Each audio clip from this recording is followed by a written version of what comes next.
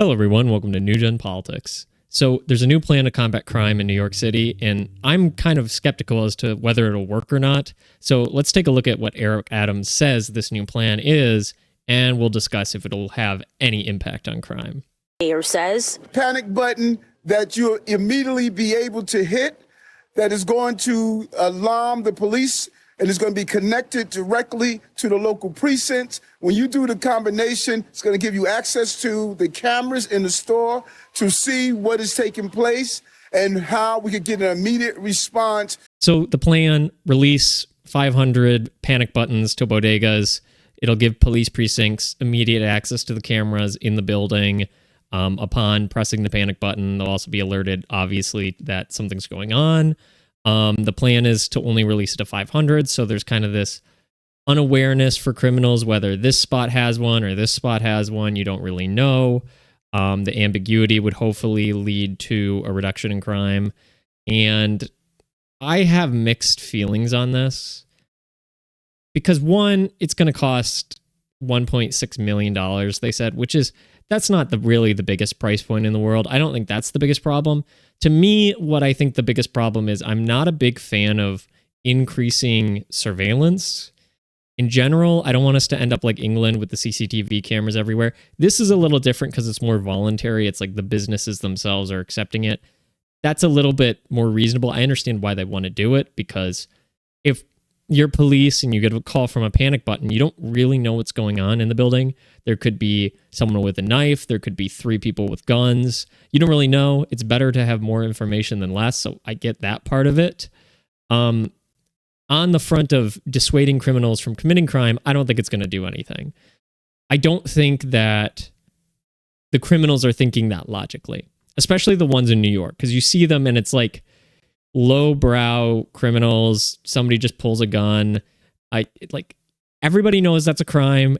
Everybody knows you're going to get caught eventually, but they still do it. I don't think this is going to increase or decrease the amount of people attempting robberies and whatnot. I don't think this is going to sway the people. One, I don't know if they'll even know about it. 2, even if they did, I don't think it'll dissuade them from committing crime in the first place.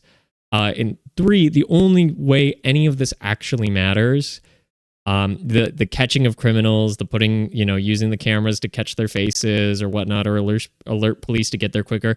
None of that matters unless you actually prosecute the criminals, which New York has been horrendously bad at doing. And that's why they have career criminals. That's why they have so much crime.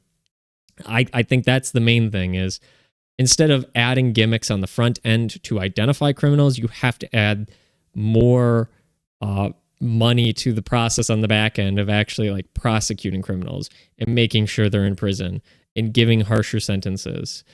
That's the only way you're going to get quick, because I don't think the criminals are going to change. I don't think you're going to convince these people to stop doing crime because there's more sophisticated technology out there, because most criminals get caught. We know that, but they still do it. So I don't think it's a matter of technology that's limiting it. I think what it's doing is we don't have the will to arrest people and prosecute them. And the only way to stop crime is not really prevention. I think it's just preventing them from committing crime again. If somebody commits a crime in the first place, don't let them do it again. Don't release them on bail if it's a violent crime.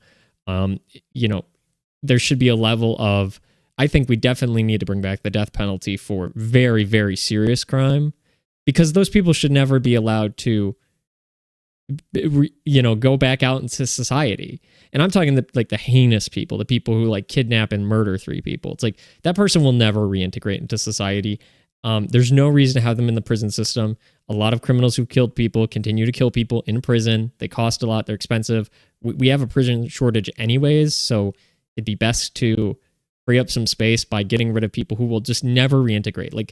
Prison should be about rehabilitation or total separation without expense, like they did shipping people to Australia. If we want to ship people to an island and just let them be, that's also even a conversation we can have, as crazy as that sounds. But more stuff needs to be done on the back end with criminality, where the best way to reduce crime is, it's not so much new people becoming criminals, it's people repeatedly committing crimes. I don't know the statistic off the top of my head, but I bet if you looked at the amount of crimes done by people, it's going to be a vast majority of crimes are committed by the same people. Like a very, very small percentage of the population commit all of the crimes.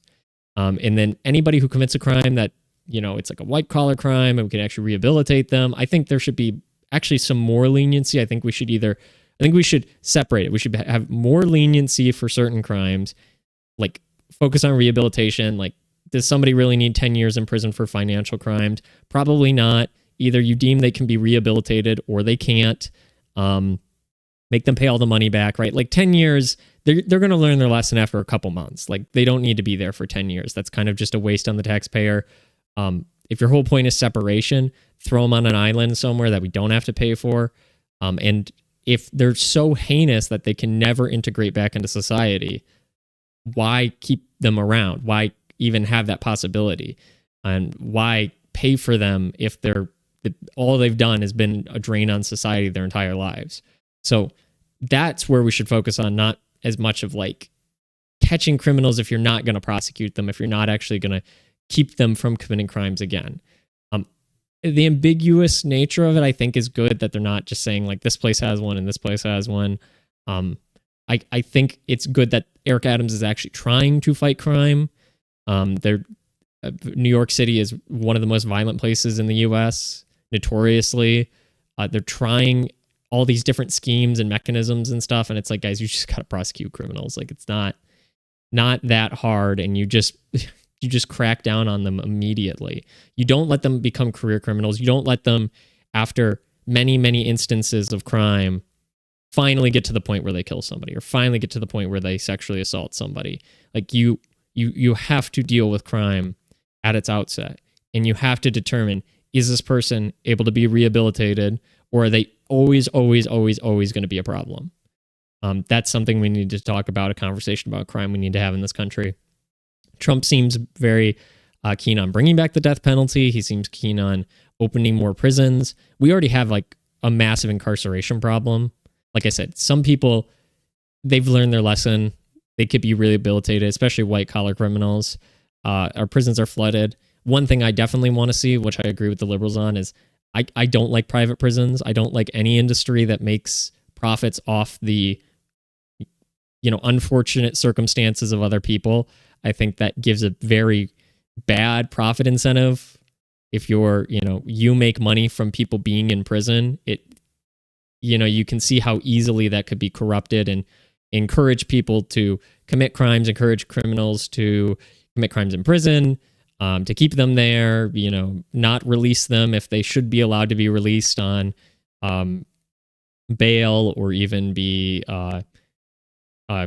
have probation. You kind of keep them there. I don't like that. I think that's got to go. I think all the prisons should just be, state or federal, all follow the same rules, and it should focus a lot more on rehabilitation.